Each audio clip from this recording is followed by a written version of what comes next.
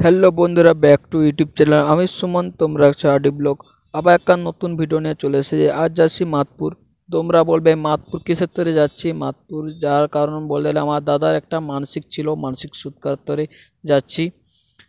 বাড়ির সকলেই যাচ্ছে, ছোট বোন, কাকি, মা, দিদি সকলেই যাচ্ছে। তোমরা বলবে গাড়িতে প্রথম শ্যুটটা করলে কেন? আমি গাড়িতে বললে গাড়ি তাড়াতাড়ি বেরিয়েছি বলে আজ গাড়িতে শ্যুটটা করেছি।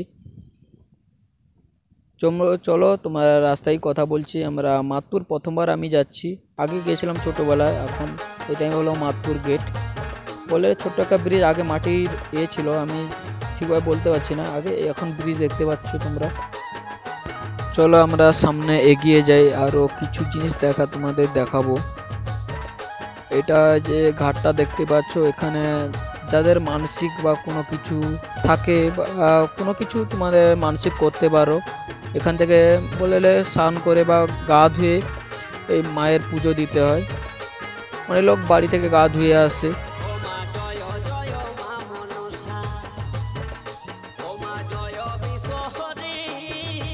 আমরা এমন সময় এসেছি মেলা টোটালি কিছুই নাই, এমনি পুজো দেওয়া হচ্ছে, মন্দিরে লোক যাতায়াত করছে, দেখতে পাবে তোমরা। সামনে ভিডিওটা আমি নিয়ে যাব।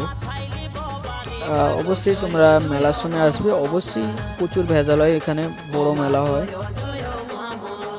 আমরা একটু ঘন্টা পর এই যে মন্দির দেখতে পাচ্ছ, যাদের মানসিক বা কোনো কিছু থাকে এখান থেকে নিয়ে যেতে পারো। এটা হলো সামনের ঘাট বলে যাতায়াতের রাস্তা। এখান থেকে লোক পুকুরে স্নান করে আসে, দেখতে পাচ্ছ, বা গা ধুয়ে আসছে। এটা হলো মাতপুরের সব থেকে বড় মন্দির। এখানে ছাদ বলতে ছাদ কিছুই নেই, সারা বছর এরকম খোলা থাকে। যাদের এই দেখতে পাচ্ছ সামনে একটা কাউন্টার বললে, ওখান থেকে টিকিট কাউন্টার দেখতে বলতে হয়।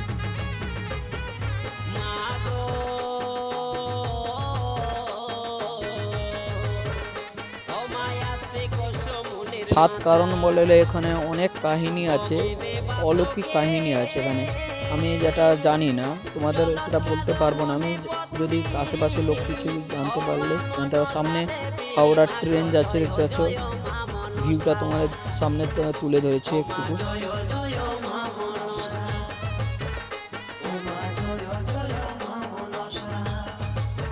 এবার মন্দিরে আমরা ভিতরে ঢুকবো।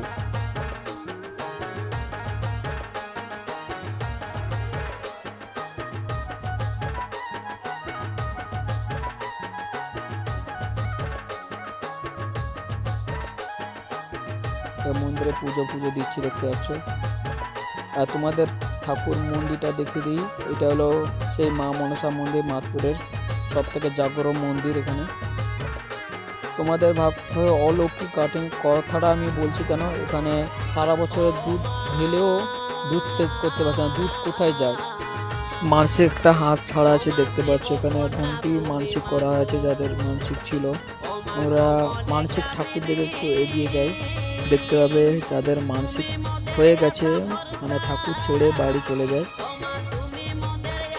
এটা হলো মানসিক ঠাকুর, যাদের মানসিক শেষ হয়ে গেছে এখান থেকে ঠাকুর নিয়ে যেতে পারো। মানসিক হলেও আদার্স মানসিকের ঠাকুর নিয়ে যাওয়ার পারমিশন আছে এখান থেকে।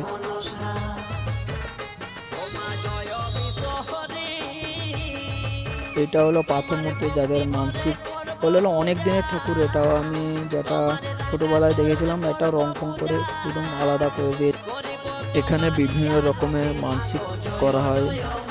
তোমরা মানসিক করতেও পারো, না করতে পারো। একটু ঘন্টা পর আমরা মন্দির থেকে বেরিয়ে যাব, বাড়ি রওনা দিতে হবে। মন্দির থেকে আমরা বেরিয়ে এসে এখন বাড়ি থেকে যাচ্ছি। চারিদিকে মেলা বসেছে, দেখতে পাচ্ছ। এখানে হোটেল সব কিছু আছে।